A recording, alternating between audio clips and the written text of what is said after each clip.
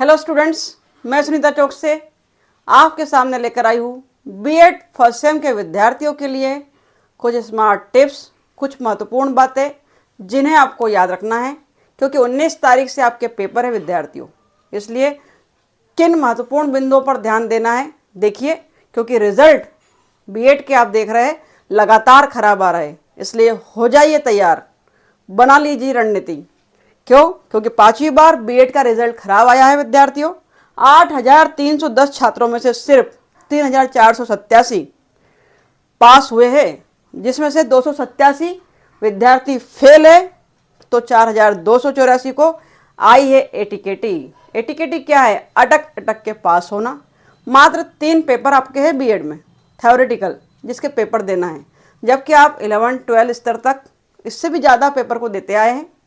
साथ ही साथ स्नातक स्तर में भी आपने 8-10 पेपर को दिया है, पीजी लेवल पर भी दिया है। इस लेवल पर तो मात्र 3 पेपर देना है, वो भी थ्योरेटिकल, फिर भी बच्चे फेल हो रहे हैं, एटीकेटी आ रही है। कुछ कह सकते हैं कि यूनिवर्सिटी का फॉल्ट है, लेकिन कुछ आपका भी है। कुछ विद्यार्थी इस मुगालते में रहते हैं कि अरे कौन चेक करता है, कॉपी लिख कर आओ कुछ भी, हम तो पास हो जाते हैं हर साल। ऐसे नहीं चलेगा। आप अपने स्तर पर अपनी पढ़ाई जारी रखिए। चलिए देखते हैं किन बातों को ध्यान रखना है। BEd first semester DAVV Devi Ahilya विश्वविद्यालय के सिलेबस को मेरे चैनल पर आप पढ़ते आ रहे हैं। BEd first semester, second semester, third semester और फोर्थ सेमेस्टर, चारों सेमेस्टर को मैंने पढ़ाया है, और भी जो सब्जेक्ट छूट रहे हैं उनको कवर करने की कोशिश करूंगी। अभी फिलहाल जो 19 से आपका पेपर है, उसके लिए महत्वपूर्ण बात, आप जानते हैं पेपर कैसे आएगा, 2 सेक्शन में आएगा, section A, section B. Section A में 14 क्वेश्चन होंगे, किन्हीं 11 प्रश्नों को करना होगा। सेक्शन बी में 4 प्रश्न होंगे, किन्हीं 2 प्रश्नों को करना होगा। सेक्शन बी का एक प्रश्न 10 नंबर का है और सेक्शन ए का एक प्रश्न 5 नंबर का है। ये आप भली भांति जान चुके हैं, जानते हैं। और जो विद्यार्थी अभी तक इससे भी परिचित नहीं है, तो वो जान ले कि आपका हर्ष क्या होगा। बाद में रोने की आवश्यकता नहीं कि अरे मैडम हम तो फेल हो गए। आकर बच्चे रोते हैं पास में, लेकिन अपना भी आकलन कीजिए, अपने अंदर भी आप झांकिए कि आप किस तरह तैयारी कर रहे हैं। तो चलिए महत्वपूर्ण बात को नोट करिए। सेक्शन ए में जो 5 नंबर का प्रश्न पूछा जाता है विद्यार्थियों, 5 नंबर में आपको केवल 1.5 पेज का उत्तर लिखना है। टू द पॉइंट उत्तर लिखें। क्यों? क्योंकि सिलेबस में क्लियर दे दिया गया है 100 से 150 शब्दों में ही उत्तर लिखना है। क्यों दे रहा है वो इस तरह कि 100 से 150 शब्द? क्यों कह रहा है कि 400 से 500 शब्द?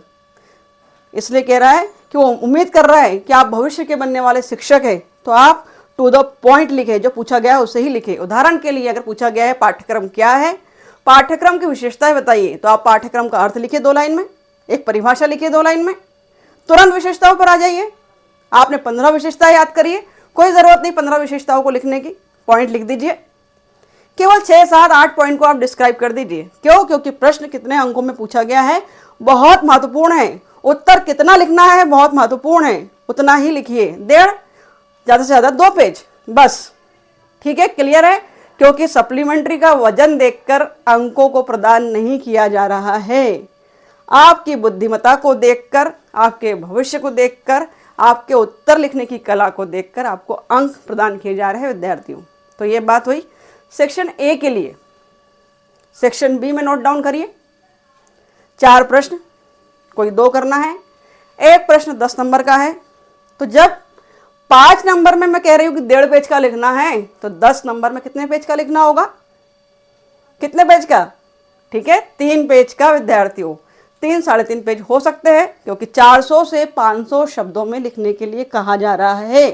इससे ज़्यादा फेकम फाक करने की ज़रूरत नहीं है, फेकोलॉजी करने की ज़रूरत नहीं है। वो इरिटेट हो जाता है एग्जामिनर, और फिर आपके आंसर्स को काट दिया जाता है। जो पूछा गया है वो लिखिए। यशपाल कमेटी पूछा, यशपाल कमेटी लिखिए ना भाई। राष्ट्रीय शिक्षा नीति पूछी, वो लिखिए ना भाई। हिल्डा डावर मॉडल पूछा है, वो लिखिए ना। कब लिख पाएंगे? जब पढ़कर जाएंगे। इसलिए अभी भी समय है, जाग जाइए, जाग जाइए, जाग जाइए, क्योंकि 19 को पेपर है। 19 से अगर हम काउंटिंग करें तो आज भी आपके पास 17-18 दिन, चलो 17-18 दिन छोड़ो, अगर एक पेपर को हम मान लें 5 दिन भी है, 15 दिन का टारगेट लेके चले, तो एक पेपर के लिए 5 दिन आज भी आपके पास है। ये 5 दिन में अगर आप अर्जुन की तरह मछली की आँख को ही देखते हैं, अर्थात अपने पेपर, अपने सिलेबस, अपने बीएड को ही देखते हैं, तो भी आप बहुत अच्छे अंकों से पास हो जाएंगे विद्यार्थियों। चलिए अगली महत्वपूर्ण टिप, महत्वपूर्ण बात को नोट डाउन करिए। यह अंकों की बात हो गई है। कितने पेज में उत्तर लिखना है उसकी बात हो गई है। आगे हम देखते हैं, 1.5 से 2 पेज में लिखना है 5 वाला, और 10 वाला क्वेश्चन का आंसर 3 से 3.5 पेज में लिखना है। सिलेबस की बात कर रहे हैं, एक सिलेबस की हार्ड कॉपी आपके सामने होना, आपके नज़र के सामने, चाहे मोबाइल में हो, स्क्रीनशॉट लिया हो या हार्ड कॉपी आपके पास है तो बहुत अच्छी बात है, क्योंकि सिलेबस ही आपकी रणनीति है, सिलेबस ही आपको लक्ष्य तक पहुंचाता है। अगर एक सिलेबस में 10 इकाई है, 5 इकाई है, एक इकाई में 10 टॉपिक है, तो कम से कम 7-8 टॉपिक तो कवर करिए आप। 1-2 टॉपिक को छोड़ दो, कोई बात नहीं, लगभग हो जाता है कवर। तो टॉपिक वाइज आपको स्टडी करना है। फिर भी अगर कोई प्रश्न ऐसा लगता है कि घुमा कर दे दिया है, तो आपकी बुद्धिमत्ता से विवेकपूर्ण तरीके से उसका उत्तर देने की कोशिश कीजिए, क्योंकि आप शिक्षक बनने जा रहे हैं। क्या पूछा गया है उसे समझे और उत्तर लिखे। तो सिलेबस बहुत महत्वपूर्ण है, सामने रखना, और यूनिट वाइज आपको याद होना कि कौन सा कंटेंट कौन सी यूनिट में है, क्या क्या पूछा जा सकता है, क्योंकि मैंने एक ओवरव्यू सिलेबस का भी दिया है आपको कि क्या क्या महत्वपूर्ण है, क्या क्या पूछा जा सकता है, इंपॉर्टेंट क्वेश्चन भी प्रदान किए हैं, समय समय पर डिस्कशन किया है। फिर भी कोई क्यूरी है भाई तो कमेंट बॉक्स में लिखिए ना, सवालों के जवाब मिल रहे हैं आपको लगातार। चलिए आगे नोट करिए, यूज यूनिट वाइज स्टडी करिए हमने। हार्ड टॉपिक पे ज़्यादा ध्यान दें, अगर आपकी समझ में नहीं आ रहा है। हार्ड टॉपिक से तात्पर्य यशपाल कमेटी, मन से फेंकम फाक नहीं कर सकते। एक अध्यापक की विशेषता पूछ रहा है तो आप लिख सकते हैं। राष्ट्रीय शिक्षा नीति मन से नहीं लिख सकते, हिल्डा डाबो मॉडल मन से नहीं लिख सकते, बुलोम्स टैक्सोनॉमी मन से नहीं लिख सकते, सरन मॉडल फेंकम फाक नहीं कर सकते। तात्पर्य ये है मेरा कहने का, कुछ क्वेश्चन ऐसे हैं जो फेंकम फाक कर ही नहीं सकते, उनकी तैयारी बहुत अच्छे से कर लीजिए। ये नहीं कह रही हो कि फेंकम फाक करना है, लेकिन कुछ क्वेश्चन जो आपको सोचकर लिखना है कि सपोज आप टीचर है तो एक बच्चे के साथ कैसा बर्ताव करते हैं, उसको हम थोड़ा बहुत लिख सकते हैं, लेकिन कुछ प्रश्नों को नहीं लिख सकते। तो तैयारी ऐसी करना है आपको कि जिनमें कुछ भी नहीं लिख सकते, उन्हें टू द पॉइंट याद करके समझ लें। फिर हम बात करते हैं, बी सेक्शन को पहले करना है आपको। ए सेक्शन और बी सेक्शन में से बी को पहले करना है। अब पूछिए सवाल क्यों करना है? वो इसलिए करना है कि बी सेक्शन 10 मार्क का है भाई बच्चों, विद्यार्थियों, और ए सेक्शन 5 मार्क्स का क्वेश्चन है। अगर किसी कारण से समय कम पड़ा तो एक 5 मार्क का क्वेश्चन छूटेगा, 10 मार्क का नहीं छूटेगा। इसलिए बी सेक्शन को पहले कवर कर लीजिए, अच्छे से लिखिए, उसके बाद ए सेक्शन पर आ जाइए। बी सेक्शन हो गया। फिर महत्वपूर्ण बात जो है वो नोट करिए, ब्लैक और ब्लू पेन का ही इस्तेमाल करें लिखते समय, क्योंकि रेड पेन टीचर द्वारा इस्तेमाल किया जाता है, प्रयोग किया जाता है शिक्षक द्वारा, और ग्रीन पेन प्रिंसिपल द्वारा। तो ये अवॉइड करना है, इग्नोर करना है, बिल्कुल इजाज़त नहीं है आपको अदर पेन इस्तेमाल करने की, ठीक है। तो पेन का भी ध्यान रखना है। बात छोटी सी है लेकिन महत्वपूर्ण है विद्यार्थियों। चलिए देखते हैं और भी महत्वपूर्ण बिंदु आपके सामने क्या है। उस महत्वपूर्ण बिंदु में हम देख रहे हैं, रेड और ग्रीन आपको अलाउ नहीं है। डायग्राम, फ्लो चार्ट और ग्राफ की बात की जा रही है। क्या महत्व है? आंसर लिखते समय अगर विषय वस्तु सब्जेक्ट मैटर ऐसा है जिसमें कोई डायग्राम, कोई चार्ट, कोई ग्राफ आप बना सकते हैं तो ज़रूर बनाइए। पॉइंट्स में उत्तर लिखिए, पॉइंट्स में ज़्यादा अच्छा होता है आंसर लिखना। निबंध जैसा बिल्कुल लिखते नहीं जाए गुचुड़ मुचुड़। सुंदरता को बनाए रखिए।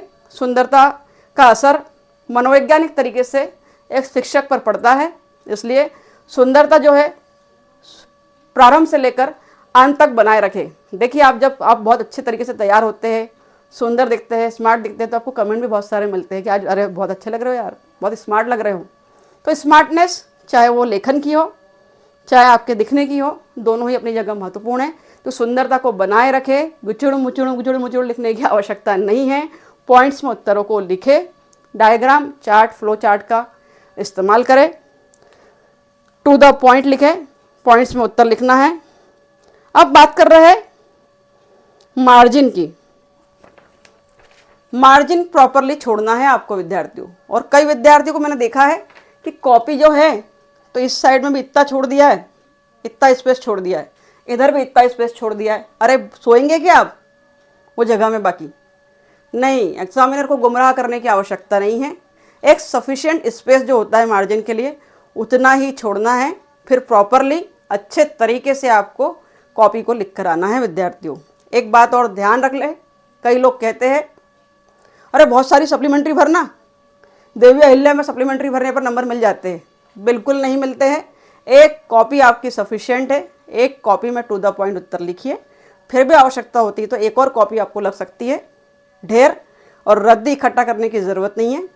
आपके दिमाग में अगर तैयारी है प्रॉपरली, आपने प्रॉपर नियमावली बनाकर, समय सारणी बनाकर तैयारी की है, तो आपके उत्तर उतने ही लिमिट में, कितना लिखना है पता है आपको, उतनी लिमिट में और उतनी समय सीमा में 3 घंटे में पूर्ण हो जाता है विद्यार्थियों। एक अंतिम बात और बहुत ज़रूरी है टिप्स के अंतर्गत, वो ये है कि आपको वॉच लेके जाना है।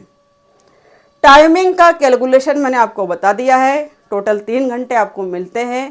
3 घंटों को 11 + 2 प्रश्न करना है आपको। ए सेक्शन से 11, बी से 2।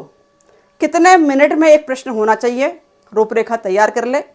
बी सेक्शन के एक एक प्रश्नों को अगर 15 मिनट भी देते हैं और 20 मिनट भी देते हैं तो 20 और 20 40 मिनट बी सेक्शन पर गए। बाकी बचे हुए जितने मिनट हैं आपके, वो ए सेक्शन पर जाना चाहिए। घड़ी सामने होना चाहिए। पढ़ते समय घर पर सिलेबस सामने होना चाहिए और एग्जाम में घड़ी। कहीं भी अपनी एकाग्रता को भंग मत कीजिए। दोस्तों से कोई वार्तालाप नहीं करना है, आगे पीछे देखना नहीं है। डे, डेट, टाइम और सब्जेक्ट बराबर प्रॉपर देख के जाना है कौन सा है, ताकि कॉपी में हम अपने मन से लिख पाए। अगल बगल में पूछना नहीं पड़े, अरे सोमवार ही है ना आज, अरे 4 तारीख ही है ना। इस तरह आपकी हालत नहीं होनी चाहिए। तो कुछ महत्वपूर्ण टिप्स विद्यार्थियों, बीएड फर्स्ट सेमेस्टर के विद्यार्थियों को मैंने बताया है कि किस तरह आपको तैयारी करनी है, किस तरह पढ़कर जाना है। तो ऐसे ही तैयारी अगर आप करते हैं और रखते हैं तो आशा है बहुत अच्छे अंकों से उत्तीर्ण होंगे। कोई एटीकेटी और कोई फेल नहीं होगा विद्यार्थियों। So best of luck for your exam. और कोई क्वेरी है तो कमेंट बॉक्स में लिखिए। Thank you very much for watching my video.